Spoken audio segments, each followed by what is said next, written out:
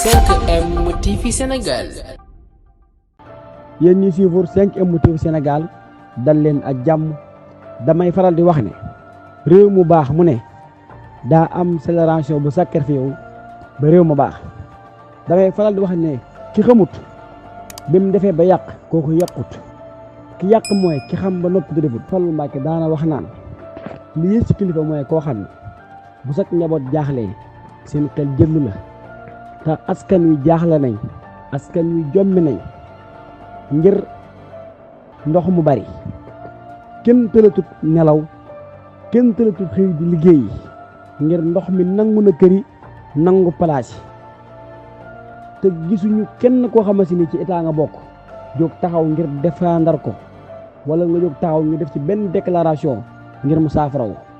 anu sunu président, anu sunu député yi, anu sunu ministre yi. te député bi ñu soxla biir assemblée mooy koo xam ne day moom boppam, député bu moom boppam.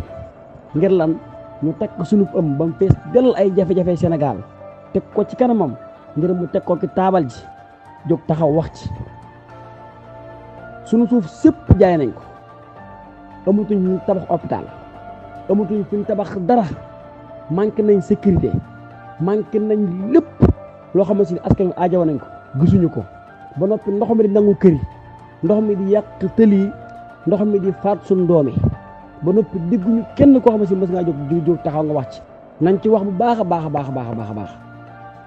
bu dee nag élection ba élection la ñu gis wala campagne ba campagne la ñu gis ñun suñu génération bëggatuñoo gis loolu, suñu génération bëggatuñoo dund loolu. ngar-ngar gii ñu nekk bëggoon naa ñu nekk ko bu fekkee dund ko ñoo ngi koy yokk mu jarañ ñu rayante. bu dee ndox maa ngi nangu kër yi mu jarañ ñu rayante ñu loolu mu saafaraw. waaye bu dee falu ak foo lekk rek mooy tax ñu rayante ñun bëggatuñu dund loolu, bëggatuñu suñu génération di ko dund. 5M TV Sénégal.